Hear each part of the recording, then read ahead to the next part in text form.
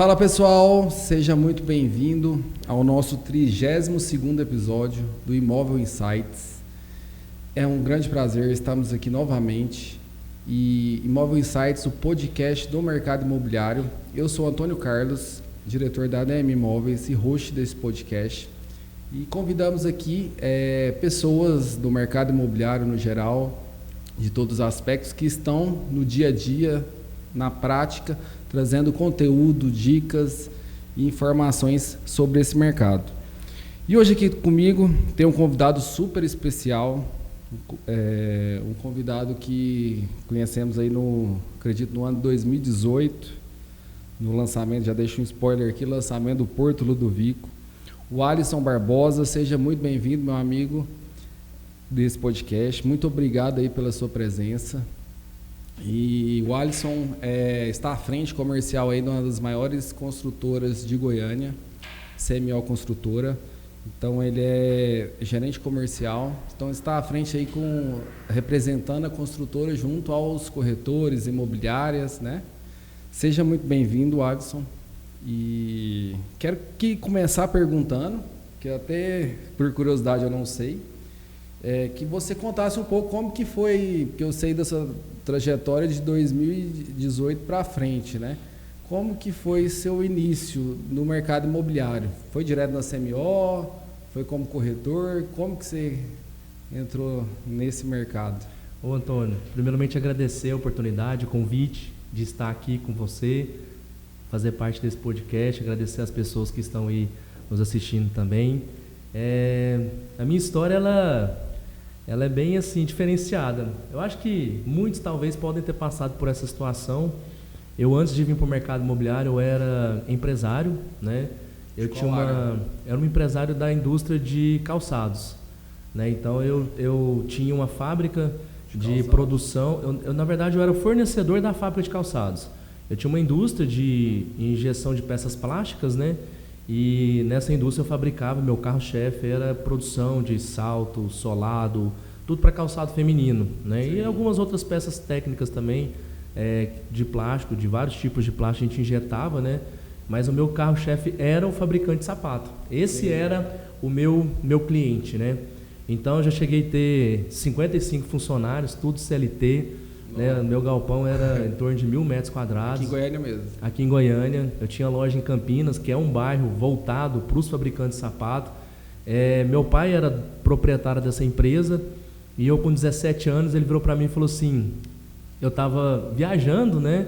Estava na praia e eu liguei para ele. Na época não tinha telefone celular, era telefone orelhão.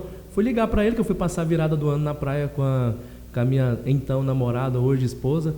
E eu liguei para ele e falou assim, eu tinha terminado o ensino médio, já ia ir para a faculdade, e ele falou, olha, Alisson, como é que você está aí? Tá tudo bem? Tá? Não, então tá. Eu quero te falar um negócio. O quê? Não, eu tô querendo fechar a empresa. Ele tinha fazenda, né? Queria mexer só com a fazenda, eu já cansei de mexer com gente, eu não quero mexer mais com indústria. Então, se você quiser tocar, você toca. Aí eu pensei, né? Com 17 anos, falei, cara, a chance que eu tenho de ganhar dinheiro é agora, né? E aí eu fui. Cara, assim, Você já trabalhava com ele antes ou não? Já, meu pai me ensinou uma coisa, o que ele me ensinou foi trabalhar, sabe? Assim, eu até me policio muito porque acaba que a gente fica tão viciado no trabalho que às vezes a gente tem que entender que outras coisas precisam ser feitas, né? Precisa ter um momento de lazer e tal, então hoje eu busco equilibrar muito isso. Mas eu trabalhava, meu pai colocava eu para trabalhar desde quando eu era mais novo, assim, eu estudava bastante, sempre estudei em escolas boas, né? Me deu essa grande oportunidade, eu aproveitei, estudei bastante, mas nas férias era trabalho, e eu tinha hora para chegar, hora para sair, ganhava igual a um funcionário no mesmo cargo que eu. Comecei de badeco, fazia rodízio ali para lavar banheiro quando era preciso, depois auxiliar de produção, depois operador de máquina, depois operador de estoque. Só uma coisa que ele não me ensinou, ser dono de empresa. E aí, isso ele não me ensinou. Com 17 anos, eu assumi a empresa dele e ele, assim, com 2 semanas que eu tinha assumido a empresa, ele falou assim, tchau, tô indo embora para a fazenda, se vira. Eu fui emancipado, né, porque para mim poder assinar documentos, ser procurador da empresa, e aí então eu virei empresário, dono de empresa. E aí fui aprendendo, fui estudando, fazendo mini cursos, aprendendo sobre contabilidade, sobre vendas, sobre produção, e aí eu aprendi. Foi rápido. Quando eu assumi a empresa, tinha em torno de 10 colaboradores, isso com 17 anos. Com 18 para 19 anos, a gente já tinha 55 funcionários. A empresa cresceu bastante e, por incrível que pareça, o que eu menos gostava era a área de vendas. Eu participei, né, junto com meu irmão, na expansão dessa empresa. Nós expandimos a empresa cresceu bastante, a gente vendia para o Brasil inteiro, viajava bastante também, assim, para trazer novos negócios e novas oportunidades. E aí, um belo dia, eu tinha uns representantes que viajavam para o norte e nordeste para fazer vendas. Eu sabia que meus concorrentes vendiam lá em torno de, na época, né, isso lá em 2008, 2010, meus concorrentes vendiam lá 15 mil, 20 mil em uma viagem como essa, né? E meu vendedor ia e vendia 5 mil, 4 mil, era pouco, não pagava nem a despesa da viagem. Aí um belo dia eu falei, deixa eu ir com você que tem alguma coisa errada, né? Deixa eu conhecer esse mercado e ir lá e entender. Aí eu fui para Imperatriz, no Maranhão, e eu lembro que eu fiquei 3 dias lá. Em 3 dias eu vendi 40 mil. Caramba. Aí eu falei, tem alguma coisa errada, né? Aí o meu vendedor na época falou assim, o Alisson, acho que você tem que ir para a área de vendas. Eu cuidava da parte administrativa da empresa e da parte financeira. Acaba com uma empresa familiar, uma empresa menor, você faz de tudo. Você administra, você cuida da parte de compras, de RH, de contabilidade. Então eu fazia tudo, menos vendas. Eu sempre deleguei a área de vendas. E nessa viagem, que é a área mais importante.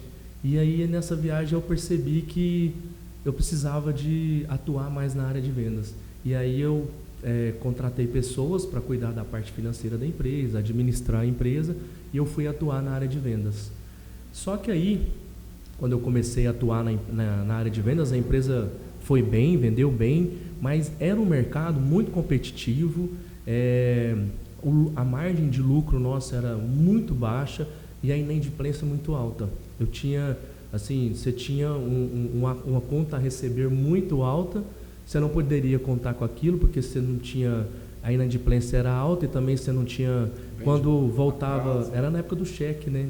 Acho que tem muita gente que nem sabe o que é cheque, mas você vendia lá 5 mil para uma pessoa, parcelava lá em 5 vezes e dava 5 cheques de 1.000 com 30, 60, 90 e por aí vai. E aí você guardava o cheque. E aí você olhava, tinha lá 150 mil reais em cheque, e aí você depositava, voltava e tal. Eu falei, cara, na época eu estava com 30 e poucos anos, né? Falei, não quero isso mais não. Eu não quero essa história de tô rico, tô pobre. E aí eu comecei a olhar para o mercado as pessoas que, quando eu era mais jovem, estavam grandes, né? Comecei a ver essas pessoas passarem dificuldade financeira. Só estava bem quem investiu em imóveis. Foi uma percepção que eu tive. Muitas pessoas que, quando eu era mais novo e fazia negócio com meu pai, eram super bem financeiramente, né? Olhava para eles assim, nossa, aquele fulano lá tem fazenda, tem chácara, tem não sei o quê. E os caras depois quebrados, assim, fazendo pequenos serviços para se manter, com 70 anos, com 60 anos. Falei, cara, esse mercado é meio complicado, hein? Aí quem estava bem é quem tinha investido em imóvel e estava vivendo de renda. Eu falei, o mercado imobiliário é bom, né? E aí, resolvi fechar minha empresa. Foi, assim, da noite pro dia. Falei, não, vou fechar essa empresa, não quero mexer com isso mais. E eu fiz isso. Foi no final do ano, né, numa época de Natal, fechei a empresa, virou o ano, não abri mais. Fechou sem saber o que ia fazer não depois. Tinha plano, na minha vida eu nunca tive plano B. Eu sempre tive o A. Eu vou no A até onde der. É lógico que a gente não pode ser iludido. Chega uma hora que você tem que parar e analisar e ver se o plano A, ele realmente... ele está no caminho certo, se ele tem futuro, porque você não pode ser ingênuo e imaturo de querer forçar o plano A sabendo que não vai dar em nada, você precisa analisar. Então, assim, você tem que ter o plano A, mas na hora que não vai dar certo, você tem que encerrar ele, para você pensar em outro, né?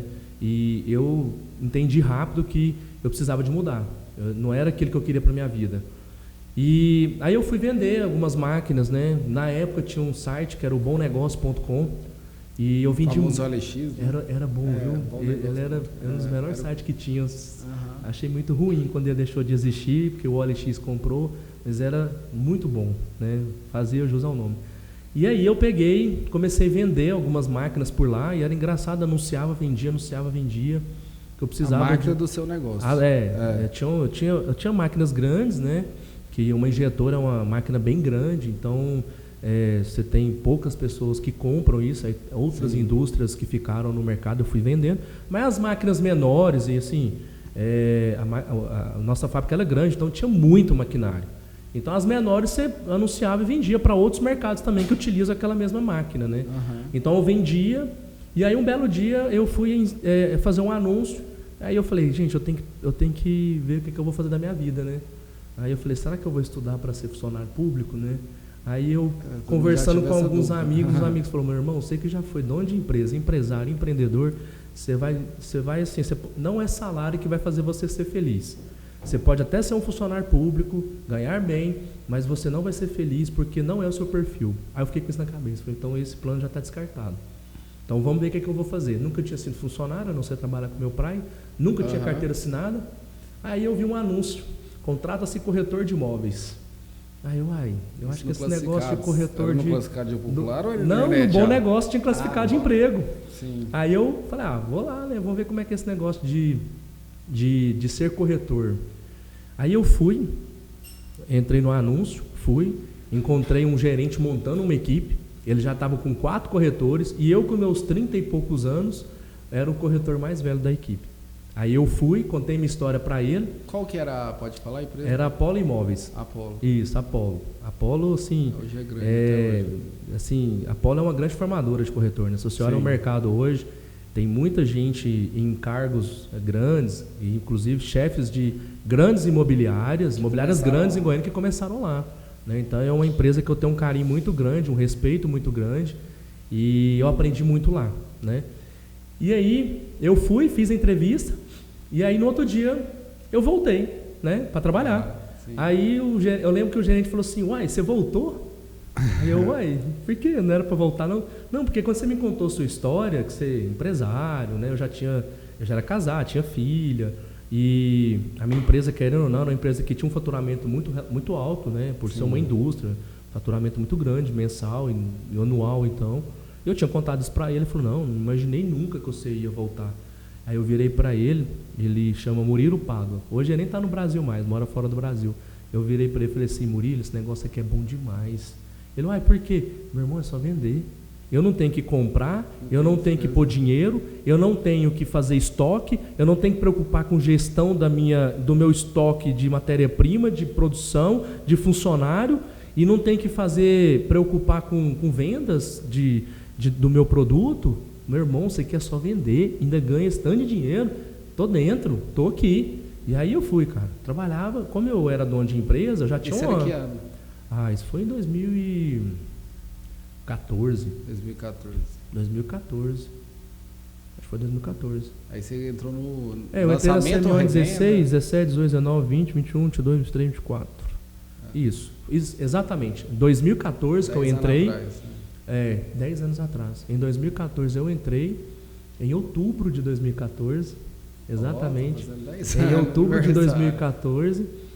Outubro é um mês especial para mim, porque foi quando eu entrei no mercado imobiliário, foi quando eu entrei na CMO, que foi exatos 2 anos depois, em outubro de 2016 eu entrei na CMO e foi quando minha filha nasceu, 29 de outubro. Então o mês de outubro é um mês muito especial para mim. Mas eu entrei... E aí eu falei isso pro Murilo, né? Falei, Murilo, cara, isso aqui é bom demais, cara, é só vender. Como eu tinha uma rotina de trabalho muito grande, quando eu era dono de empresa, eu carreguei isso pro mercado imobiliário. Sim. Então assim, cara, eu chegava 8 horas da manhã e... Você já estava maduro o suficiente. Não exatamente, eu já era autodisciplinado, né? Eu não precisava de ninguém me cobrar, eu sabia o que tinha que ser feito. Então eu chegava 8 horas da manhã e ia embora 8 da noite, muitas das vezes, né? E assim, naquela época, não tinha...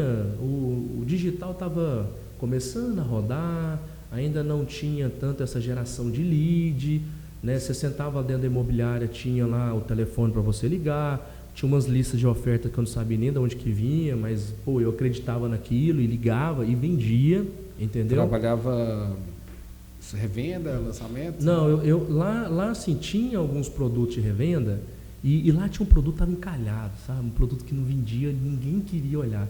Só que o produto, cara, pagava uma comissão, acho que de 6% e tinha um prêmio para o corretor de 7 mil. Cara, era um produtaço. E era no bairro onde eu fui nascido e criado, que é o setor sudoeste, né? Então eu era fui nascido, criado lá, conheci o bairro e o produto estava pronto. E em 2014 a gente estava passando por uma crise muito forte no mercado imobiliário. Então quando eu vim para o mercado imobiliário, eu vim num momento difícil. Por quê? Não se tinha tanto lançamento, não tinha, tá? Porque as construtoras estavam super ofertadas, a Tava oferta, na baixa, né? o estoque da construtora era alto. Estoque, quando a gente fala estoque, está falando de imóvel pronto.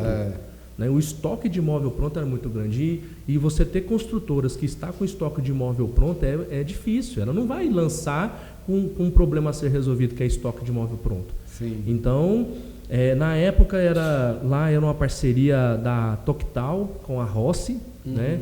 E a Rossi estava doida para vender logo, porque estava saindo de Goiânia, e tinha o Viva Sudoeste, que era um projeto que projetasse muito bom, só que estava pronto. Aí que estava o problema, porque a taxa de juros na época era 14% de financiamento. Quando um cara era bom, ele pegava 12% ao ano de financiamento, 13%, e você tinha que aprovar o crédito do cliente.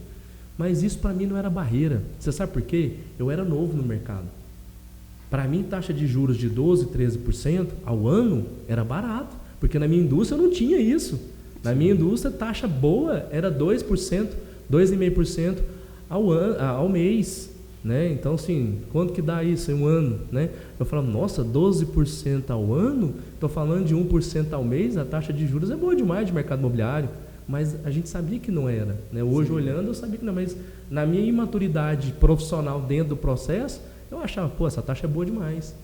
Sua vivência da época era boa. Para mim era bom. E aí você deu foco lá? Dei foco. Cara, eu vendi muito lá. Vendi muito. E eu lembro que em poucos... Assim, no primeiro mês, eu vendi bastante. Eu não lembro bem dos números, eu devo ter chegado no 1 milhão de VGV. A nossa equipe foi campeã. Você vendeu no primeiro mês lá? No primeiro mês. Eu, na segunda semana, já tinha feito minha primeira venda. Na segunda semana de trabalho. Na terceira semana, eu fiz venda de novo. E aí, no mês, eu fechei com quase R$1 milhão vendido. Bom, por 1 milhão naquela época já era bem mais. Aí, eu lembro que teve uma rodada de negócios no sábado, e era um café da manhã, num projeto que tinha sido lançado. Eu não sabia que o projeto não tinha vendido bem no lançamento. E falaram para mim que eu tinha que ligar e ofertar e chamar as pessoas para ir para essa rodada de negócio. Eu entrei numa semana, aí teve o sábado dessa semana, o evento era no sábado da segunda semana de trabalho. E aí, assim, falou, você tem que pegar isso aqui, ligar para esse pessoal dessa lista aqui, convencer eles a ir para comprar. Aí eu falei, mas eu não posso ligar para eles falando para um café da manhã, eu tenho que falar que eles vão para comprar imóvel, né? Ele, não, liga para os caras falando que é para um café da manhã, convida para um café da manhã. Aí eu fiquei com isso na cabeça, falei, você quer saber? Eu vou vender. Aí eu ligava, falava, fulano, tudo bem? Que é o Alisson, eu sou corretor de imóveis e tal. E aí eu quero, né, trazer para você aqui uma oportunidade, um investimento para moradia e tal, e vai ter um café da manhã. E aí nesse dia, deram 12 clientes. Toda hora chamava meu nome. E aí o pessoal falava, quem que é o Alisson, né? Então, assim, aí foi... Mas a minha trajetória foi muito rápida, né? Assim, logo foram 2 anos trabalhando, eu fui gerente dentro da Polo. Aí depois eu decidi ir para a CMO. Então foi A CMO você já foi como coordenador? Gerente, eu fui como coordenador. Corretor também, não? Eu, depois que passaram 2 anos, né? Praticamente 2 anos aí dentro da Polo, eu conversei com o Marcelo, né? Ele me procurou para a gente poder... A CMO... Você já vendia muito CMO na Polo? Cara, eu já conhecia o Marcelo antes do mercado. Eu conhecia ele antes do mercado. A gente era conhecido antes do mercado. Quando eu vim para o mercado, eu não cheguei a comunicar a ele que eu estava, né, indo para o mercado imobiliário, porque eu ficava com receio de falar, olha, eu estou indo para o mercado imobiliário, parece que você está pedindo um favor. E eu sou assim meio... Eu gosto de entregar resultado, sabe? Então, eu preferi vir para o mercado. E aí, por incrível que pareça, eu comecei a fazer umas vendas lá. E aí o Marcelo, na segunda ou terceira venda, me ligou. Falou, Alisson, você é o Alisson? Eu falei, sou eu, Marcelo. Ele falou, mas você veio para o mercado nem me avisou. Eu falei, Marcelo, infelizmente, eu acho que foi uma falha minha. E foi mesmo, né? Eu podia ter falado, né? Mas acho que eu fiquei meio receoso, assim, às vezes achar que estava querendo usar eu conhecer ele para tipo isso. E assim, eu não queria incomodar ninguém, né? Assim, eu tinha um cuidado com isso também. Mas hoje, olhando para trás, eu acho que eu tinha que ter falado mesmo, eu errei, né? Mas foi engraçado que ele falou, depois você vem aqui na consultora para a gente tomar um café e tal, não sei o quê. E eu não fui, né? Aí ele me ligou de novo depois, uns 20 dias. Wallace, vem aqui para a gente tomar um café. Eu falei, eu vou agora. Aí eu fui. E a CMO era uma empresa que não tinha essa função de coordenação de vendas, né? Quem fazia isso era o próprio Marcelo. Na época e que fazia muito bem feito, entendeu? Sério? E aí a empresa cresceu e estava precisando de ter mais pessoas para fazer isso. Sim. Aí eu virei coordenador, né, junto com ele na CMO, e ele me ensinou muitas coisas, assim, ele doou muito o tempo dele para poder me ensinar mesmo, assim, todos os dias eu tinha reunião com ele, recebia as propostas, ele foi demandando, foi passando um pouco das responsabilidades dele para eu executar, né, e a gente foi fazendo, mas todos os dias a gente tinha reunião 11 horas. Era o horário que a gente tinha que sentar para poder levar as propostas para ele avaliar. A gente avaliava a proposta presencial, né, dava aprovação nas propostas para rodar contrato, e aí eu fui aprendendo, fui entendendo como é que a empresa funcionava, fui entendendo um pouco mais dos departamentos que a empresa tinha, porque a gente que trabalha dentro de uma construtora, ligado à venda, né, ao relacionamento com imobiliários e corretores, a gente precisa de um suporte de vários departamentos. Sim. Eu preciso de um suporte do comercial, eu preciso do suporte do jurídico, do contábil, do planejamento, do financeiro, porque assim, cada venda tem as suas particularidades. Sim. E às vezes eu preciso tirar uma dúvida ou uma informação de um desses departamentos. E aí é onde eu fui entendendo como que a empresa funcionava. E eu fui muito bem recebido dentro da empresa. Assim, a CMO é uma empresa que o time anda muito junto, entendeu? Sim. É uma empresa muito eficiente, as pessoas que estão lá são pessoas eficientes. E quando eu comecei a entender o que era a CMO, eu fiquei muito preocupado, porque eu falei assim, nossa, a minha responsabilidade é muito grande aqui. Primeiro porque é o seguinte, quando você entra em uma determinada empresa que já não é muito organizada, qualquer coisa que você faz, dá certo. Porque assim, o trem é tão ruim que às vezes qualquer coisa que você faz que fica menos ruim, já parece que está certo. Só que a CMO, cara, a CMO era naquela época já uma empresa muito organizada. E o Marcelo, que fazia essa parte de relacionamento com as imobiliárias, fazia muito bem feito. Ele visitava as imobiliárias, ele batia na porta das imobiliárias, ele atendia os corretores, fazia treinamento, fazia tudo, entendeu? E então eu falava assim, nossa, o Marcelo era referência para mim. E aí eu ter que fazer o trabalho dele, eu fiquei numa responsabilidade muito grande. Isso para mim foi uma preocupação. Falar, nossa, fazer o que o Marcelo faz, entregar o que ele entrega, para mim era algo desafiador. Sim. E eu fui com esse desafio. Sabia que eu tinha que fazer muito bem feito, até porque para mim ganhar a confiança dos corretores, ganhar a confiança do mercado, as pessoas entenderem que tinha que falar comigo, não com ele, né? Porque o Marcelo é muito acessível. Eu tinha que conquistar isso. Sim. Não era simplesmente o Marcelo falar, olha, a partir de hoje você não fala mais comigo, você vai falar com o Alisson. E não é assim. O Marcelo não é assim. Sim. Entendeu? Eu tinha que conquistar isso. Eu tinha que mostrar pro cara que, cara, conta comigo, que eu vou te ajudar e nós estamos juntos nessa. E eu fui trabalhando com essa filosofia, né? Com essa filosofia. Entrou lá em 2016, né? Entrei em 2016. Qual foi o primeiro lançamento?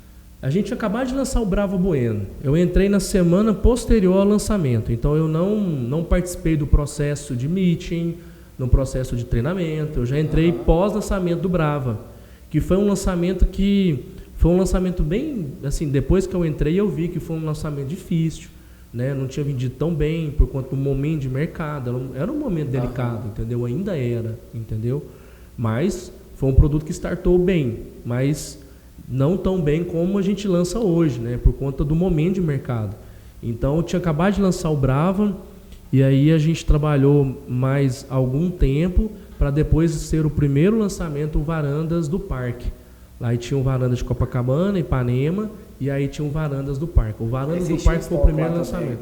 Tinha. Quando eu entrei, A gente tinha um estoque bem considerável no Portal do Cerrado, que era apartamento, todos apartamentos de 3 quartos. Nós tínhamos estoque no Portal do Cerrado, Negrão de Lima. Varandas. Nós tínhamos estoque no Portal dos Mares, tinha Portal dos IPs, tinha também Varandas de Copacabana, Varandas de Ipanema, tinha o Serra das Areias. Nós tínhamos também até uns 2 ou 3 apartamentos no Eldorado. Até lote tinha também. Pegava revenda, né? Aí foi o desafio, né? E aí a gente foi trabalhando, os resultados foram aparecendo, né? Qual que foi assim, o maior desafio para assim, você saiu da venda direta para uma gestão de venda em que você depende de um time, né? Que você tem que estar ali passando a vender para o corretor primeiro. Você sentiu muito esse desafio ou já o processo já estava muito bem feito, era só... Olha, a primeira coisa que, para mim, assim, eu não tive muita dificuldade. Eu entendi muito rápido qual era a regra do jogo.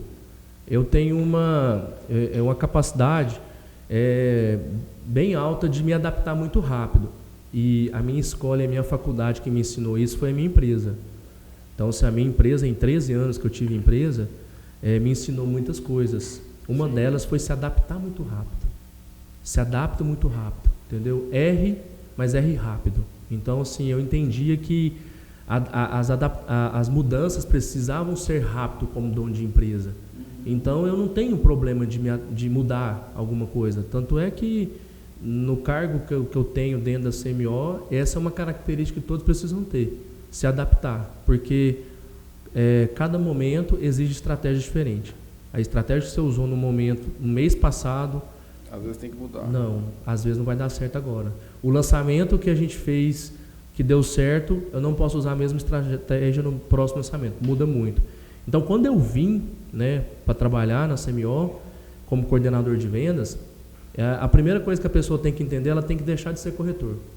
Ela tem que deixar. Porque se ela continua sendo corretor, ela vai estar sempre olhando para o cliente final. Sim. E assim...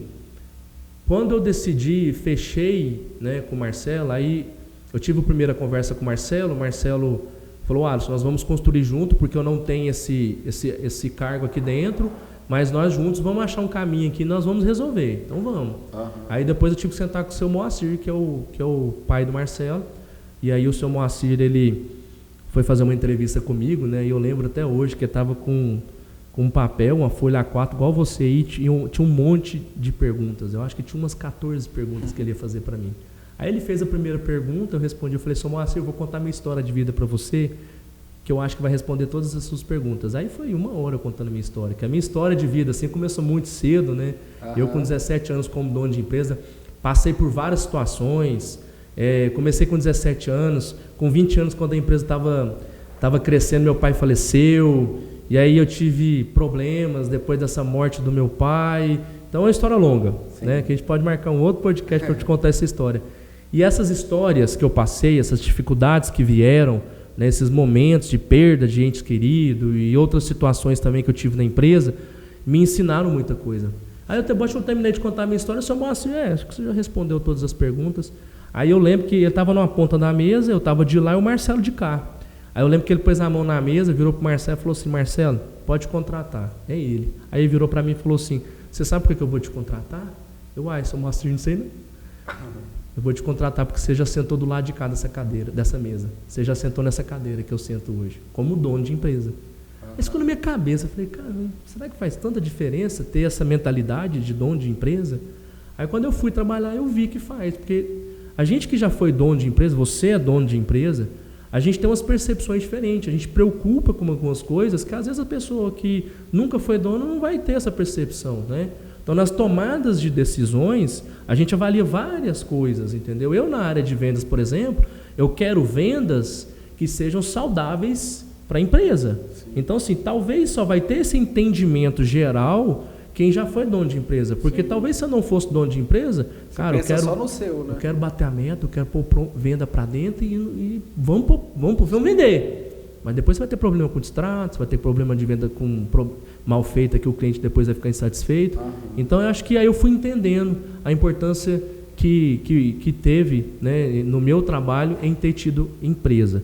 E aí quando eu entrei, foi aonde eu entendi que eu precisava esquecer o que é ser corretor, apesar que eu fiquei muito pouco tempo como corretor, mas eu precisava de deixar isso de lado, porque senão você fica sempre pensando na comissão do corretor. E assim, querendo ou não, quando eu vim para a CMO, eu tinha referências no mercado. Eu tinha referência de coordenadores que eram exemplos, e eu tinha exemplo de coordenadores que eu não devia seguir. Sim. Então, assim, hoje a gente consegue aprender a modelar alguém e entender. Então, eu pegava lá quem que eram as referências na época, e tinha uns 2 ou 3 que eu entendia que era referência, até hoje estão aí no mercado, ligava para eles, conversava, e eles me ajudavam demais, entendeu? Sim. E aí eu entendi, eu falava, cara, eu quero ser igual a esses caras.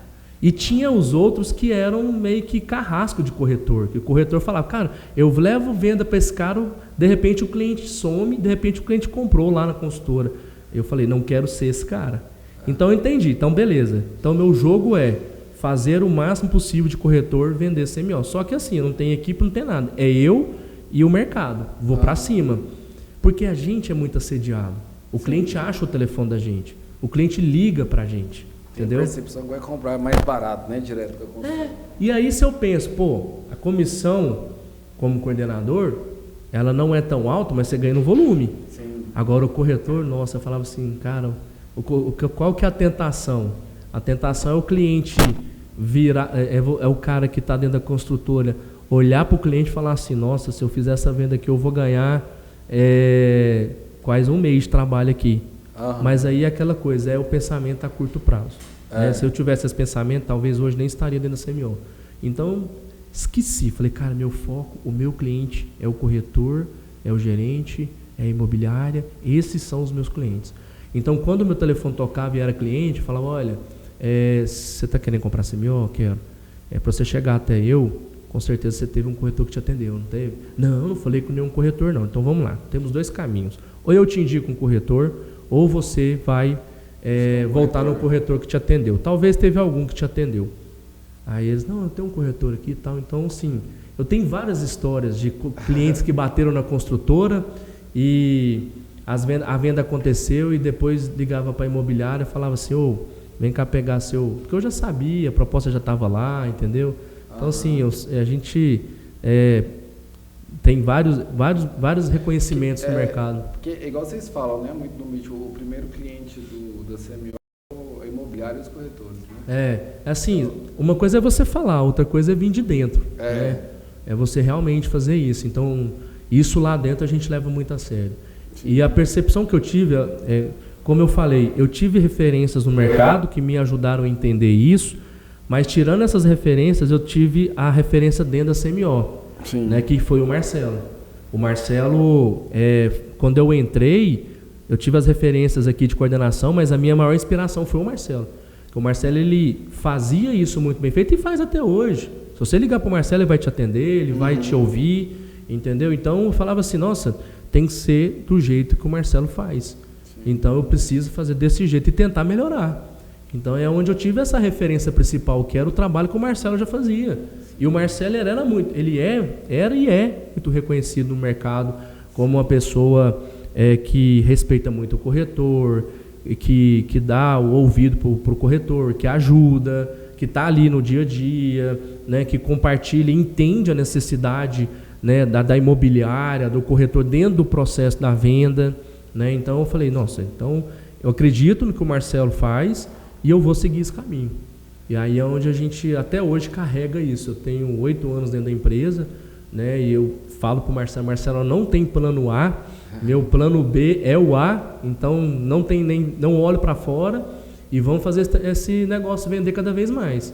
Sim. E é isso, é relacionamento puro. E hoje, Alisson, avançando aqui para 2024, vocês vêm de um ano aí com muito resultado, né? Fantástico aí que eu queria até que você compartilhasse aí, vocês vêm do mês passado aí um lançamento de sucesso, né? De 100% vendido, solo Vaca Brava, que eu queria que você falasse um pouco mais. Até hoje eu lembro de uma vez conversar com um permutante de incorporador, ele soltou assim, não sei se você concorda, é até uma provocação. Ele falou, se vender 100% do lançamento, foi precificado errado. Ele fala assim, poderia ter colocado mais. Mas assim, mas eu quero mais jogar aqui em relação ao sucesso de vendas, né? O que isso, devido a esse trabalho de longo prazo, parceria com a imobiliária, o mercado que a gente vive hoje, que isso até quando você vai para fora do mercado das imobiliárias, dos corretores, muitas vezes a sociedade, ali, o cliente, o povo que está de fora nem acredita, fala, mas como que vende, né? E que você vê hoje, o que tem levado a isso, a chegar de 100% de venda, e parece que ainda tem fila, né? Eu acho que é o empreendimento aí que mais teve sucesso. Foi. Na verdade, a gente vem numa sequência de lançamentos de sucesso, né? Mais uma vez, isso não acontece da noite para o dia.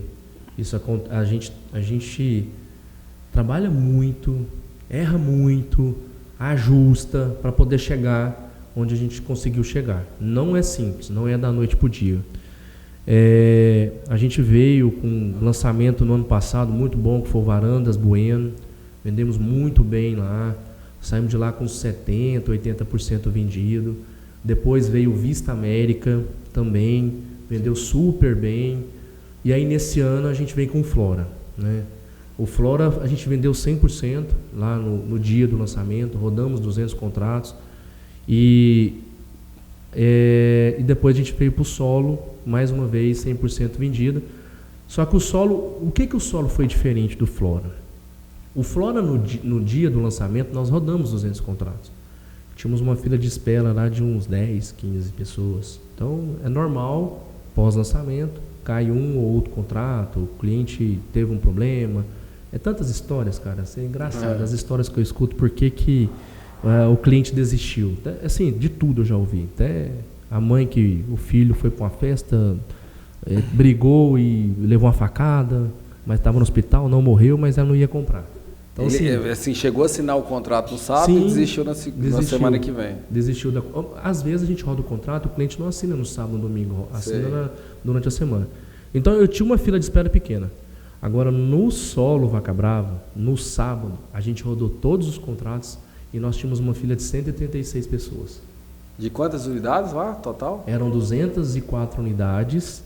A gente rodou os contratos para todas as unidades e ficaram 136 pessoas esperando. Loucura. E aí, exatamente. Então, assim, igual eu te falei, cada lançamento exige uma estratégia. Então, o Solo teve uma estratégia de lançamento que a gente fez, mas pós-lançamento foi a primeira vez que a gente teve que mudar a estratégia pós-lançamento. Eu tive que chamar os coordenadores, o Paulo e o Júlio, né? No domingo eu fiz uma reunião com eles. Aí eu tenho nosso time também de Secretaria de Vendas, né, que trabalha com a gente, que hoje são 2 pessoas. Sentei com elas, que é a Cris e a Cássia. Falei assim, vamos fazer uma reunião rápida, domingo, lá dentro do stand. Falei, nós vamos fazer assim. Paulo, você faz isso, Júlio, você faz isso, Secretaria de Vendas faz isso. Amanhã nós vamos fazer isso. E qual que foi a estratégia nossa? Existe, tá? Alguns corretores que têm a documentação do cliente, rodam o contrato e aí fica forçando a assinar o contrato. Para segurar a venda, você fala? Para tentar fazer a venda. Eu acho assim, nem é para segurar a unidade.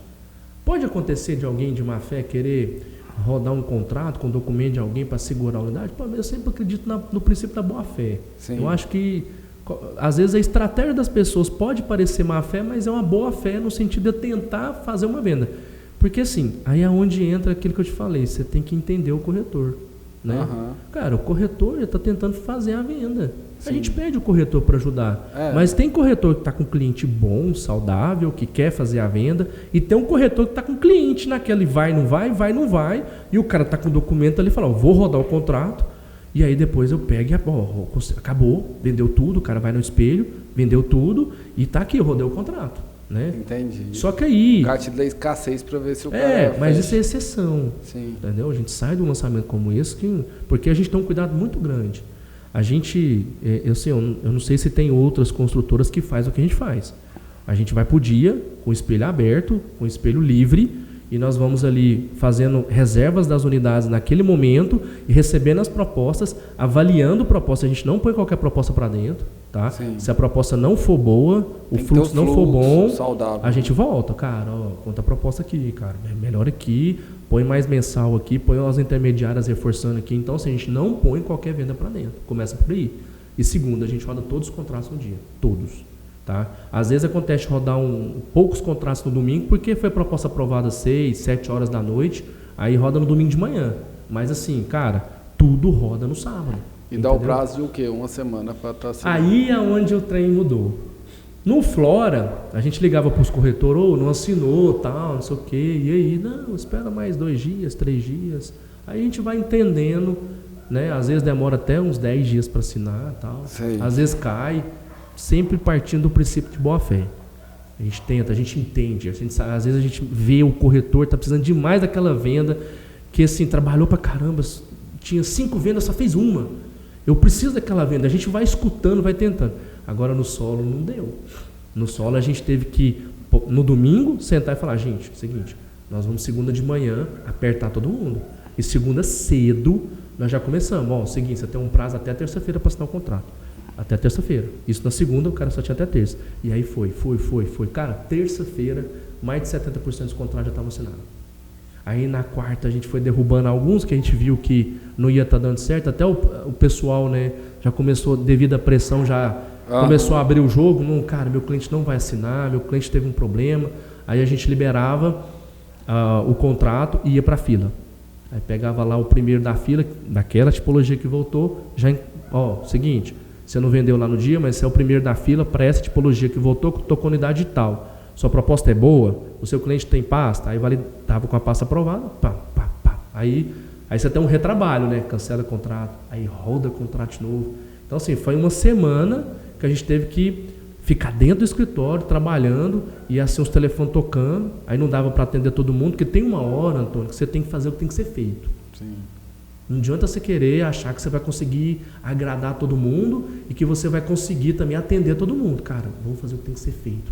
Nós precisamos de aproveitar o momento e assinar o que der para assinar. O que não der, infelizmente, nós vamos ter que derrubar e refazer contrato. Cara, é um retrabalho gigante. Aproveitar a onda do lançamento ali, exato, né? Porque esse... E aí a gente foi. E aí a gente assinou. Terminamos a semana na sexta-feira, já com todos os contratos assinados. Ficou alguns que teve que refazer e virou a semana, mas hoje nós estamos com todos os contratos assinados. E aí entra naquela história que você falou, né? Pô, o permutante falou que quando vende tudo precificou errado. Cara, só precifica errado quem não sabe fazer conta. Tá entendendo?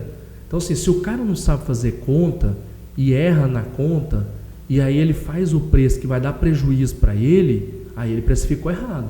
Agora, se você fez conta e você tem capacidade de vender num preço que vai trazer oportunidade para o mercado e você vai ganhar dinheiro, né? A minha opinião não é precificar errado.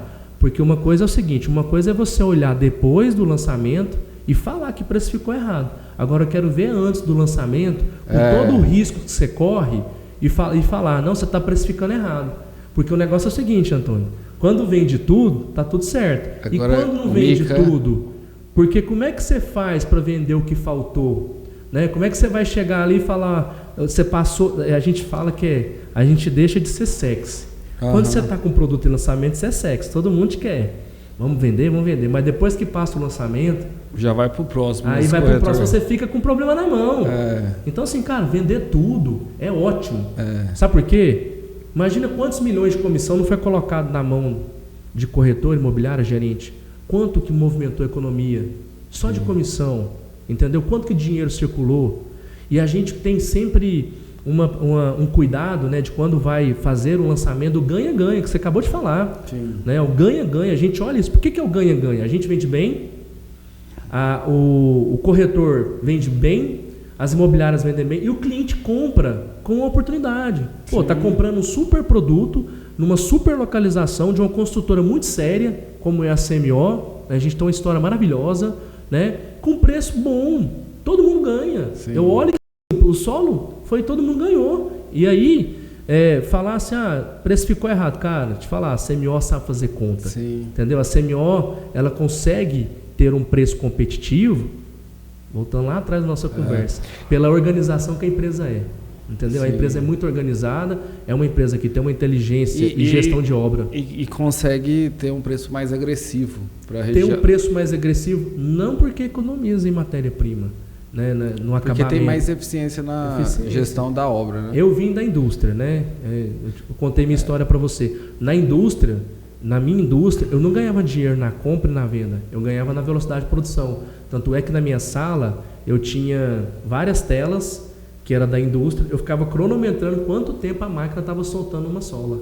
A máquina tinha que soltar um par de solado a cada 15, 16 segundos. Entendeu? Então isso era o que eu fazia mais durante todos os dias. Sim. Olhando. E aí no final do dia eu olhava a produtividade. Eu olhava a produtividade todos os dias.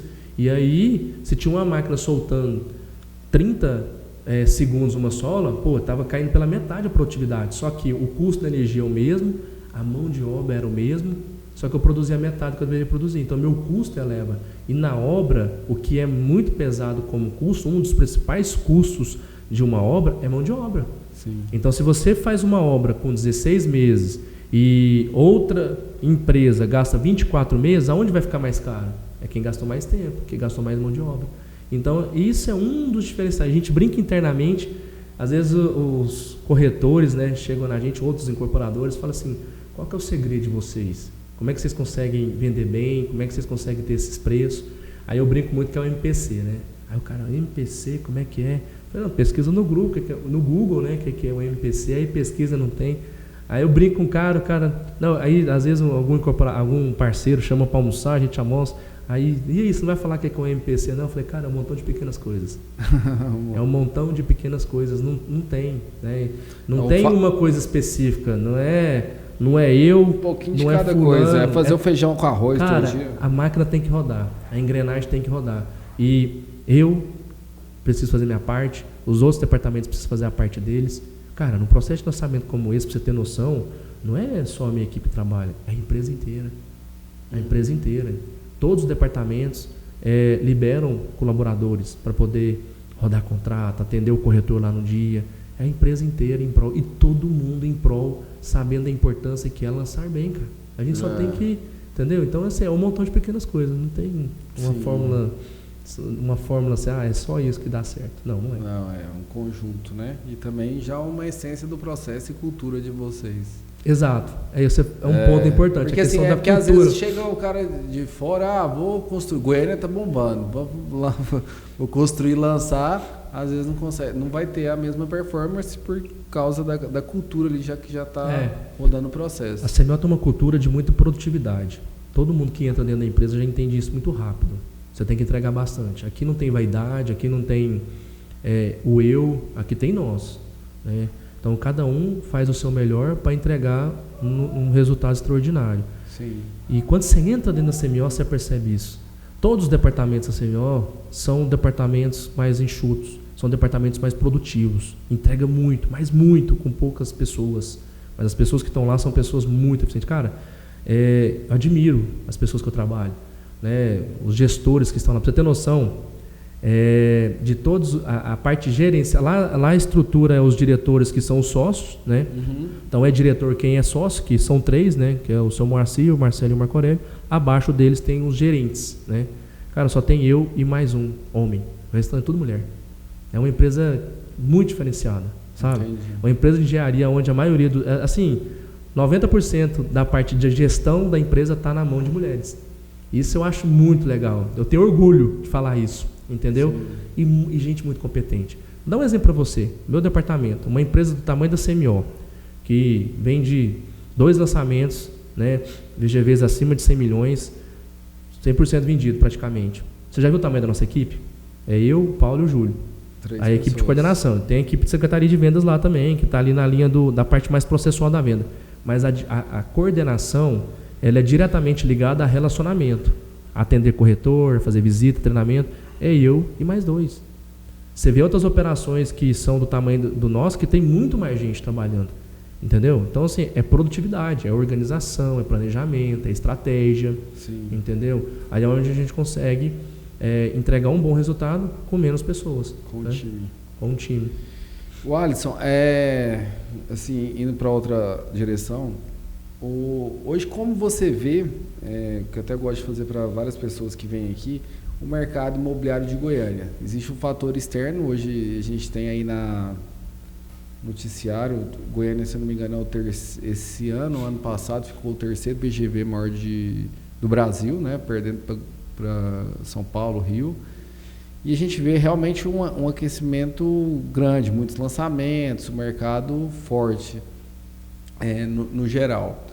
Muita gente às vezes não entende por que você acredita que Goiânia tem não um boom imobiliário, mas um mercado imobiliário forte em relação a isso. Você que está na ponta ali também, vendo os clientes, muita gente de fora investindo aqui.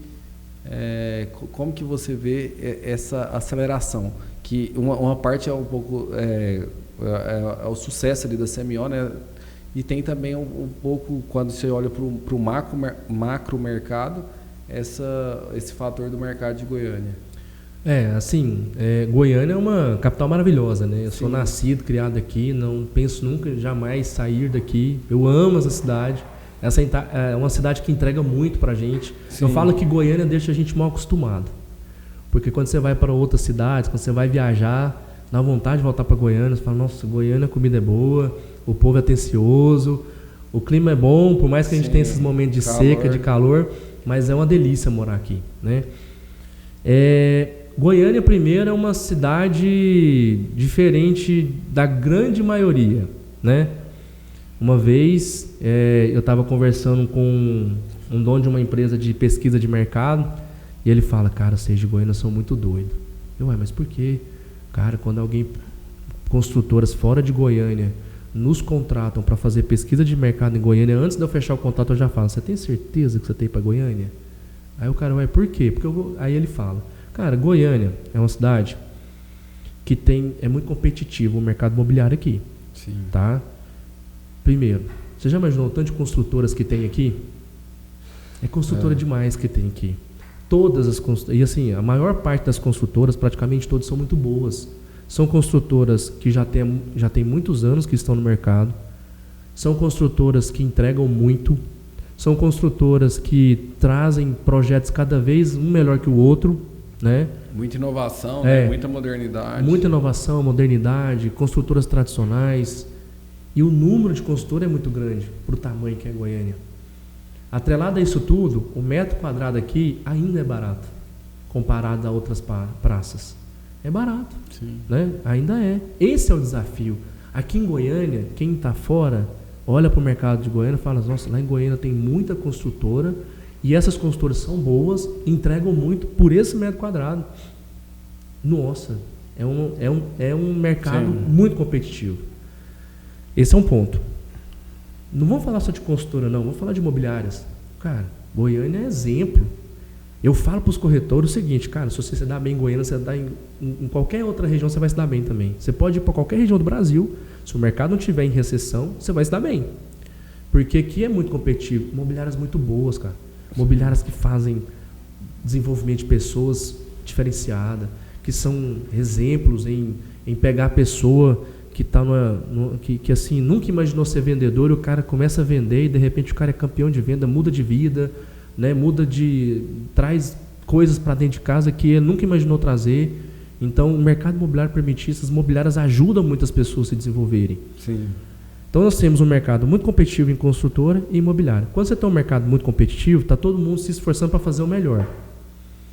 E quando tem muita gente se esforçando em tentar resolver o seu, quem está de fora vê uma grande oportunidade aqui. Porque, nossa, Goiânia tem uns prédios bonitos, Goiânia tem um metro quadrado competitivo, e Goiânia tem as suas particularidades, né? Goiânia, estrategicamente, ela tem está muito bem localizada, né? Nós estamos aqui no centro-oeste, então a gente está assim, próximo do norte, nordeste, né? A região de Minas, Mato Grosso. Então a gente tem alguns pontos que ajudam muito o mercado imobiliário. Tá? Vindo esse raciocínio de competitividade de metro quadrado, quem está lá fora vê uma grande oportunidade, porque o metro quadrado é barato, mas o aluguel não é tanto. Então, quem quer comprar para investimento vê a oportunidade, porque a demanda de locação em Goiânia é alta. E a demanda de compra também é. Então, o cara que está fora do Brasil compara a gente com outras praças e vê, Goiânia, o metro quadrado é praticamente o aluguel é praticamente o mesmo aluguel de tal cidade. Só que o metro quadrado aqui é mais barato, então o meu retorno vai ser maior. Esse é um ponto. Mas Goiânia tem atrativos, né? O agronegócio é muito forte, né? Nós nos beneficiamos muito com isso, porque o agro vem de vários anos seguidos batendo recorde. É muito dinheiro que entra. E quando a gente fala do agro, a gente não está falando... A maioria das pessoas acha assim, só o fazendeiro que está ganhando muito, né? Pô, o fazendeiro está ganhando muito, mas quem vende o grão ganha muito, quem vende a semente ganha muito, quem vende o maquinário ganha também. Então tem toda uma cadeia produtiva do agro que gera uma renda alta e as pessoas gostam de investir em Goiânia. Tem um ponto de apoio. E aí o cara que trabalha na fertilizante multinacional tá ganhando aí 30, 40 Exatamente, então tem muita gente ganhando muito. E aí, dentro onde o agro é mais forte, que é Mato Grosso, é o próprio Goiás, né? Então a gente está muito próximo e é uma cidade que entrega bastante para esse público, né? E assim, os caras então querem comprar Goiânia só para comprar Goiânia? Goiânia tem outros 2 pontos importantes. Além do agro, o agro que traz muita oportunidade para vender imóvel, e a gente vende muito para Rio Verde, Jataí, Mineiros, Itumbiara, pessoal do Mato Grosso, compram muito da gente. Beleza, mas por que eles compram muito? Porque tem um outro fator. A gente é referência na área da educação. A gente tem muita escola. Então esse pessoal para trazer os filhos para estudar, para fazer uma faculdade legal, ou para ter um ensino médio bom, para poder fazer uma faculdade dos sonhos, talvez em São Paulo, Rio, Goiânia é referência na área da educação. Esse é um segundo fator. E o terceiro fator, que Goiânia é referência na área de saúde também. Então a gente tem hoje, vamos dizer assim, um turismo de escolas, né? Os pais trazendo os filhos para poder estudar, e aí eles preferem comprar um imóvel para o filho ficar ali, ter um ponto de apoio para vir para Goiânia, e também a questão de tratamento de saúde. E isso, as pessoas compram imóvel aqui, do interior de Goiás, de outros estados, para trazer filho ou para fazer um tratamento, para ter um ponto de apoio. Mas, paralelo a isso, eles entendem também que Goiânia tem um atrativo muito forte para a locação, porque Goiânia está crescendo, a migração para Goiânia é muito grande, de oportunidades. Isso porque a gente ainda não é referência em questão de industrialização, né? De escritórios, de empresas, onde você traz muitos executivos. A gente não tem essa pegada, né? Você não tem muitas empresas se instalando aqui onde vem executivos, vem funcionários com salários altos. A gente não tem isso. São Paulo tem, a gente não tem, mas a gente tem o agro, a gente tem referência escolar e a gente tem referência na área de medicina, que atrai muita gente para cá. E além disso tudo, Goiânia tem as próprias pessoas que já moram aqui, que melhoram de vida, que quer comprar, que quer sair do aluguel. Então assim, é um mercado que a gente olha. E o mais importante, às vezes quem não entende o mercado fala assim, nossa, tá uma bolha em Goiânia. Cara, não tá. A gente faz pesquisa, a ADEME, que é a Associação das Construtoras, tem os números na mão. Né? Cara, o VSO nosso é muito baixo, né? O VSO é venda sobre oferta. Você pega a oferta que se tem de todas as construtoras, faz o cálculo com o que se vende no mês, você chega no cálculo assim, o VSO é de 16 meses. O que é isso? Em 16 meses, se não lançar nada, a oferta de Goiânia acaba, pela velocidade de venda que se tem. Sim. Então, o nosso VSO é muito saudável. Hoje, o VSO de 16, 18 meses é saudável, entendeu? E nossa oferta é muito baixa. Tanto é que, assim, a CMO acabou de lançar 2 projetos, com 200 unidades cada uma, e a nossa oferta, comparado com janeiro para cá, está menor. Depois de 2 lançamentos de 400 unidades. Entendeu? E essa é uma realidade nossa, mas também é a realidade de outras construtoras. Sim. Então, o mercado está muito bem. Quem está comprando imóvel pode comprar tranquilo, não perca a oportunidade. O melhor momento para comprar imóvel é o agora também, porque o cara às vezes olha para trás, nossa, o metro quadrado era tanto, agora é tanto. Nossa, tinha que ser... Por que eu não comprei, né? Falei, meu irmão, se não comprar agora daqui 2 anos, você vai olhar para hoje e vai falar que hoje o metro quadrado era barato. Então compra e espera, né? Não adianta esperar para baixar, porque baixar não vai não, né? Não. Tem gente que fala, vai vir bolha, vai baixar o preço. Não. Para ter bolha, são vários fatores para se ter uma bolha. Uma delas... Goiânia está muito longe, eu acho. Para se ter bolha, primeiro tem que ter quem constrói tem que estar com a margem de lucro muito alta. Descola o custo do preço de venda, você tem um descolamento muito grande. Porque, pô, o mercado está tão grande, eu estou aumentando o meu metro quadrado, mas meu custo está aqui. Aí na hora que o mercado dá uma desaquecida, você tem muita margem para dar desconto. Aí é onde pode dar um problema, né? Só complementando também o que você falou aí dos pilares que é saúde e educação, né? Além, eu acho que a gente vê muito aqui cliente de fora, por exemplo, o Centro-Norte, né? Não só do interior de Goiás, mas pega Tocantins, Pará, Acre, Roraima. O pessoal usa Goiânia como referência para saúde e educação. E eles compram muito. E aí aumenta muito a população, não é só o interior de Goiânia. Goiânia se torna a capital Centro-Norte, né? E aí atrai muita gente. Quando eu tinha indústria, né? O sul era onde tinha, e ainda é, né? Quando se fala de calçada, o sul é referência em muitas coisas, né? Mas na área de calçada, a tecnologia vem de lá. Sim. Então eu tinha que ter muito negócio em sul para trazer máquinas mais modernas, matrizaria, novos modelos. Os fornecedores de matéria-prima geralmente estão em São Paulo, Minas, e eu estava aqui, em Goiânia. Mas os meus principais clientes eram no Norte, Nordeste. Vendia para o Brasil inteiro, mas sempre para o Norte, né? Eu tinha poucos clientes que era para o Sul, Sudeste, sempre para a região Norte. Então, a minha indústria vendia muito para esses locais, né? Imperatriz, Marabá, Sul do Paraná, Piauí, vendia para Natal, vendia demais, cara, para essas regiões. Então, acaba que o mercado imobiliário também é meio assim, né? Sim. Então, hoje mesmo a gente estava com uma cliente aqui atendendo à tarde, a mulher lá do interior do Piauí. Comprou um apartamento aqui em Goiânia, o filho passou na UFG, e aí ela veio e estava querendo comprar um segundo apartamento já, e aí ela fica muito aqui, está gostando de Goiânia, mas veio porque o filho passou na Federal, e ela está vindo de apoio, no interior do Piauí. Tem muito isso. Então, o pessoal gosta muito, né, quando vai conhecendo. É igual eu falei, Goiânia deixa a gente mal acostumado. E as pessoas que vêm para cá gostam tanto que geralmente ficam. Né? Às vezes traz um filho para estudar, aí vem vindo, vai gostando, às vezes a pessoa já está quase aposentando. Cara, quero morar em Goiânia. Goiânia eu tenho saúde, eu tenho qualidade de vida. Nossa, eu vou vir para cá. E aí, né, a pessoa compra um, depois compra outro. E muito favorável. Goiânia tem muitas coisas positivas que o mercado imobiliário precisa, né? O mercado imobiliário ele é muito sensível. Sim. Ele é muito sensível. Ele depende de vários fatores para ele estar bem. Qualquer coisinha que não dá muito certo, a gente sofre aqui, né? Mas tem muitos anos que a gente vem aproveitando um mercado muito aquecido. Isso. Pessoal, já passamos aqui já de 1 hora. Então, muito conteúdo aqui, muito conteúdo na prática. Sigam nós na rede, no YouTube, Spotify, Instagram, que a gente vai estar compartilhando aqui conhecimento na prática, experiências com pessoas que vivem, né, isso aí na prática todos os dias. E o Alisson, eu queria que você falasse, muitos dos que nos ouvem no podcast, grande parte são corretores. Você, eu acho que passa a maior parte da sua vida relacionando aí com corretores imobiliários. O que você vê hoje, assim, até para um corretor que pode ser estando começando em algum período, e é sempre, porque vendas não existe uma zona de conforto, né? Você sempre tem que estar buscando aprender.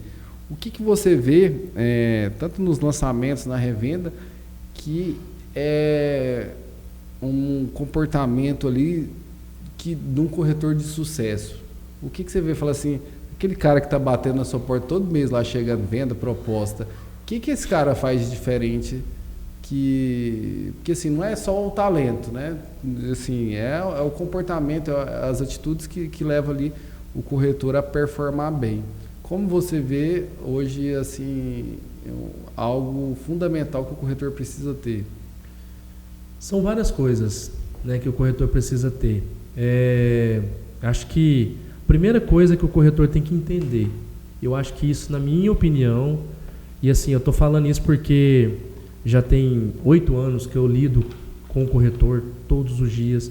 Por mais que eu tenha um time de coordenação, que é o Paulo Júlio, eu não abro mão de estar no dia a dia, de visitar a imobiliária, de ouvir o corretor, de entender, porque é isso que vai me ajudar a tomar decisões assertivas em uma estratégia de venda, seja de lançamento ou de produtos remanescentes. Eu preciso ouvir o corretor. E no ouvir o corretor, a gente vai entendendo algumas coisas. Eu acho que a primeira coisa que o corretor tem que entender, primeira coisa, que vira o jogo, é ele que toma a decisão pelo cliente. O dia que ele entende isso, ele começa a vender mais. O problema é o corretor bonzinho demais, que só fica ali querendo ser garçom, só oferecer para o cliente o que o cliente pede. Ele precisa entender que é ele, o corretor, que toma a decisão pelo cliente. Por quê? Porque senão não faz sentido ter corretor na transação imobiliária. Sim. Porque senão poderia pôr um site de cadastro lá na empresa, na CMO, o cliente entra lá, vê os produtos, compra no site, eu recebo a proposta do cliente, está tudo certo. Mas a gente sabe que não é assim. Porque é o seguinte, o processo de compra, qualquer produto, o cliente, quando ele vai comprar, ele passa por um processo de entendimento do que ele quer. Sim. E o ser humano ele é muito indeciso. E o nosso cérebro, ele tenta postergar decisões difíceis. Sim. Decisões fáceis, a gente toma rápido. Mas decisões difíceis, o nosso cérebro joga contra a gente. Ele tenta fazer você, inconscientemente, a postergar aquela decisão. E a compra de um imóvel é uma compra complexa de uma decisão complexa, que geralmente envolve vários tomadores de decisão. Sim. Se o cara for casado, ou a mulher for casada, o cônjuge vai ter que opinar, os filhos também, às vezes até os familiares mais próximos. Então envolve muita coisa, às vezes até o convencimento de um parceiro seu. Então o marido ou a esposa talvez quer demais aquele projeto, mas o cônjuge que não quer vai ter que convencer. Então é complexo. É aí onde entra o corretor. O corretor tem que tomar a decisão pelo cliente. Entendeu? Por isso que eu falo, cara, você quer ter sucesso, você tem que virar a sua chave. Você Sim. que toma a decisão. Isso é uma virada de chave grande. Por quê? Você vai no supermercado, ou você vai no shopping. Você chega lá, no shopping tem várias vagas de garagem. Ou, vamos fazer o diferente, você chegou no shopping, só tem uma vaga. O que você faz? Você estaciona. Uhum. Agora, quando tem muitas vagas, você fica querendo escolher a melhor, né? E o mercado imobiliário tem muitas oportunidades. Sim. O cara olha um CMO, mas vai olhar outras oportunidades. Até dentro da CMO, pela estratégia que a gente tem, o cara fica na dúvida, você compra um Ritmo, um Ilume, ou um Varandas, entendeu? Ou um Alto Areião, aí qual que eu quero? Aí ele começa a ficar em dúvidas. E para ele tomar essa decisão, ele precisa do profissional, do corretor. Para ele chegar no cliente, e depois de uma jornada de entendimento, porque eu falo que atendimento é entendimento. Primeira parte que você tem que fazer quando você recebe um lead, ou você está num plantão fazendo uma ação, o cliente chega, você tem que entender. Você precisa fazer pergunta. Você tem Sim. que entender a rotina do cliente, onde ele trabalha, o que ele gosta de fazer no final de semana, qual que é o hobby dele, onde o filho estuda, se tem filho, se não tem, se tem cachorro, se não tem, se é casado, se não é, se o casamento está bom, se não está. Você tem que entender o cliente. Quando você entende o cliente, aí você vai mostrar as opções que atendem o perfil do cliente, o cliente vai ficar confuso, mas você vai falar assim, você vai comprar isso aqui. Por que você vai comprar isso aqui? Por causa disso, disso, disso, disso e disso. Se você não comprar aqui, você vai perder uma grande oportunidade. Então, é onde o corretor que mais vende é o cara que entende que é ele que toma a decisão pelo cliente. Eu canso de ver em lançamento, o cliente naquela indecisão, o corretor fala assim, você quer ficar de fora desse lançamento aqui? Você quer ser o cara que não comprou? Porque aqui está perto de onde você trabalha, está perto da escola do seu filho, está com um preço super competitivo, está dentro da sua capacidade financeira, por que você não vai comprar aqui? Aí o cliente fala, não, vamos embora, assinar esse negócio. Então, esse é um ponto, né? Atrelado a isso, o corretor tem que trabalhar com prospecção todos os dias. A prospecção tem que ser diária. E o follow-up também, porque você prospecta hoje, consegue um cliente, ele não vai comprar amanhã. Ele vai comprar daqui 1 mês, daqui 6 meses, daqui 18 meses. Aí o cara tem que ser organizado. Ele precisa ter rotina de trabalho, ele tem que entender que ele precisa trabalhar das 8 às 8, de domingo a domingo. Ele tem que convencer o cliente a chegar até o momento de compra, né? Mas ele precisa de prospectar todos os dias. É o funil de venda. Se você parar de colocar aqui, uma hora seca. Então ele tem que colocar todos os dias. E prospecção não é só fazer digital. Você tem que fazer digital, você tem que fazer trabalho de rua, você tem que fazer plantão, você tem que falar com seus amigos, familiares, você tem que conversar de mercado imobiliário 24 horas por dia, 7 dias da semana. Não tem jeito. Aí, só que é o seguinte, você tem a possibilidade de mudar de vida. Então, assim, a prospecção diária, fazer follow-up com seus clientes, ter organização, ter rotina, estudar muito, não para de estudar, porque quanto mais você estuda, mais capacidade de convencer o cliente você vai ter. Você fica mais confiante, né? Que aí exatamente. Você tem que ter confiança para tomar, igual você falou lá atrás, tomar a decisão para o cliente. Exato. Se o corretor estiver inseguro, né? Ele não passa. Porque a venda é energia. O cliente é até comprador, mas não compra às vezes. A venda é energia. Sim. Se você não tem conhecimento e entendimento do cliente para tomar a decisão por ele, a sua energia vai ser baixa. O cara não vai, ele vai falar assim, essa conversa de corretor não está dando certo. Mas quando você entende, você é profissional, você estudou, você está preparado, você está atualizado, e você entende o cliente, você fala para ele, cara, o que você vai comprar? Só de você falar isso, do jeito que você olha, do jeito que você fala, o cara fala, eu vou comprar. Entendeu? Eu vou comprar. Então, assim, eu sempre falo isso, cara, você tem que tomar a decisão do seu cliente. Tome a decisão do seu cliente. Mas por trás disso, tem tudo isso que a gente falou. Prospecção. Com tem certeza. Follow-up bem feito com o seu cliente. Estuda bastante. Cara, estuda produto, desenvolvimento pessoal. Estuda produto, estuda região, estuda economia, estuda política. Porque o corretor de imóvel tem que saber de tudo, cara. Não é uma profissão fácil. O corretor tem que saber de questões jurídicas, questões contábeis. Ele tem que entender de engenharia, ele tem que entender de arquitetura, porque o cliente vai se perguntar na mesa, se eu comprar esse imóvel aqui, como é que eu vou declarar no meu imposto de renda? Sim. E o corretor vai falar o quê? Fala com o seu contador? Não. Você não precisa saber de tudo, mas talvez você tenha que saber para quem perguntar também, né? Então, assim, o cara tem que ser um entendimento geral. Ele não pode só estudar vendas, ele tem que estudar outras coisas também. Ouvir podcast. O YouTube hoje é uma excelente geração de conteúdo. Você escuta muitas pessoas referência no Brasil de vários assuntos. Cara, gasta um tempinho para ouvir um cara que fala de contabilidade, um cara que fala de questões jurídicas do mercado imobiliário, né? De vendas também, é óbvio, se esse é o principal foco, mas quando mais você entende, mais você vai ser assertivo na tomada de decisão do seu cliente. Com certeza, muito bom. Isso aí é uma aula para os corretores. Alisson, eu quero agradecer aqui a sua presença, contribuiu muito por doar seu tempo, está compartilhando suas experiências. Com certeza, quem nos ouviu aqui tem muito a aprender, a analisar, a estudar, colocar na prática. E com certeza, igual eu falei, eu acredito que o vendedor, ele não pode existir uma zona de conforto. A partir do momento que você entra, você começa a perder resultado. Então, assim, é um processo ali contínuo, um círculo virtuoso para que você consiga... E igual você falou também, o mercado é dinâmico, né? Às vezes o que você está fazendo aqui está dando certo, depois você tem que mudar. E deixa pra gente aí um spoiler, CMO vem com um novo lançamento aí, que promete ser mais um sucesso, numa região aí que está, acho que uns mais de 5 anos sem lançamentos, né? O último lançamento lá foi em 2018. 2018. 6 anos. O último lançamento que teve lá. Então, do lado aí do Flamboyant, deixa esse spoiler como que vai ser, a gente vai lançar, já pode falar. O Varandas Flamboyant, né, o lançamento ali no Alto da Glória, a 1 minutinho do shopping que é vitrine de Goiás, né? O Flamboyant é conhecido não só em Goiás, mas fora de Goiás, é um shopping muito conceituado no nível Brasil, e a gente está ali do lado dele, né, fazendo um grande lançamento. É uma estratégia da CMO de pulverizar os empreendimentos.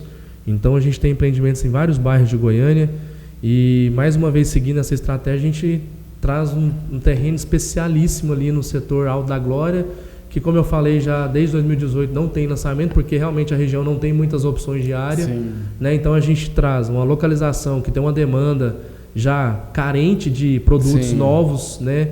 E aí vem com uma marca forte como é a CMO, com 38 anos de experiência, né? E atrelado a isso, a gente sempre procura ter uma oportunidade de preço competitivo, né? Para a gente fazer o ganha-ganha. Então a gente tenta sempre alinhar todos esses detalhes para que a gente tenha um lançamento de sucesso. Então a gente vem agora nesse lançamento, né? A gente está com a expectativa assim, muito boa. A gente lança dia 30 de novembro. O meeting, né, vai ser agora dia 30 e 31 de outubro. A gente faz 2 dias de meeting. E nós vamos lançar dia 30 de novembro. Show. Então eu falo muito sobre expectativa, né? Expectativa, eu acho que é uma situação que a gente tem que tomar muito cuidado, porque às vezes você põe muita expectativa em algo e acreditar demais que vai ser um sucesso, talvez você deixe de fazer o seu melhor. Sim. Eu viro pro meu time e falo assim, meu irmão, vamos pensar que nós vamos lançar um produto que ninguém quer comprar. Vamos trabalhar o melhor. Sim. Porque o trabalho, Antônio, precisa existir. A gente tem que fazer o melhor. Né? E tem que fazer bem feito, sim, independente se o produto tem uma demanda alta ou não. O solo foi do mesmo jeito. A gente não sabia que o solo ia chegar onde chegou, mas a gente trabalhou muito. Visita imobiliária, treinamento, engajamento, reuniões atrás de reuniões com diretores e sócios. Então o trabalho precisa ser feito. Então nós vamos trabalhar muito. Só tenho a agradecer a todos os corretores que acreditam no nosso trabalho, a todos os corretores que dedicam e trabalham bastante para poder estar ali no lançamento. Um lançamento como o solo, por exemplo, é inevitável que não é todos que venderam, então tem essa fila de 130 pessoas que não compraram, então não tem como, né? Tem mais gente para comprar que unidade, mas a gente vê, né, os corretores aí, cara, tamo junto, vamos pro Alto da Glória, vamos pro Varandas Flamboyant, então a gente já tem bastante gente trabalhando. Sim. E aí a gente já lança, com fé em Deus, muito trabalho aí dos corretores, das imobiliárias, a gente vai fazer um lançamento de sucesso, né, no Varandas Flamboyant. Aí o ano que vem a gente já vem com outro terreno também, ali no setor oeste, com vista nascente definitiva para o parque, né, do Alameda ali, onde está o zoológico. Muito tempo também eu citei lançamento ali, ainda mais com uma característica como essa, né? E aí a gente tem muitas outras boas áreas aí para lançar. Eu tenho, assim, eu falo com o Marcelo que eu tenho uma visão de médio e longo prazo da CMO muito positiva pela estratégia que a CMO tem em desenvolver os produtos, em comprar área em locais assim que há muito tempo não se lança, e aí a CMO aparece com oportunidade. Então, a gente tem muitas coisas e agora, mas é assim, um por vez, né? Fizemos o solo, agora vamos fazer o Varandas Flamboyant, vira o ano, já vamos pro próximo e vamos para cima, gente. É muito trabalho, muita dedicação, mas é gratificante. Eu adoro e amo trabalhar no que eu faço. Eu acho que o segredo de todo profissional, o sucesso de todo profissional, não é tanto o conhecimento que ele tem, mas sim o amor que ele tem pelo trabalho. Porque quando você ama o que você faz, você não trabalha, né? Você sai para fazer o que você ama, você não vê como trabalho, você vê como um propósito de vida. E é isso. Hoje eu saio para trabalhar com a maior alegria do mundo, amo o que eu faço. A empresa que eu trabalho também é uma empresa que eu admiro, porque para eu estar onde eu estou, eu não olho só questões financeiras. O dinheiro é importante, né? Não pode falar que o dinheiro não faz diferença, faz sim, mas não é só o dinheiro. Acho que a empresa que você está trabalhando, você precisa estar muito aliado com o propósito e a cultura da empresa. Se você não tiver, você não vai ter sucesso não. E hoje eu agradeço a Deus de estar onde eu estou, no momento que eu estou, com a equipe que eu tenho e de fazer o trabalho que eu tenho. Eu sou um cara sortudo, vamos dizer assim, de poder viver isso e ter essa gratidão aí, principalmente gratidão a Deus, porque é Ele que dá as oportunidades pra gente. Show, muito bom, Alisson, parabéns aí pelo trabalho que vocês têm feito, parabéns à equipe CMO, vocês são uma referência em Goiânia e continue aí, eu agradeço aí a parceria, a presença, o tempo e valeu demais. Valeu, tamo junto. Obrigado. Obrigadão, valeu gente.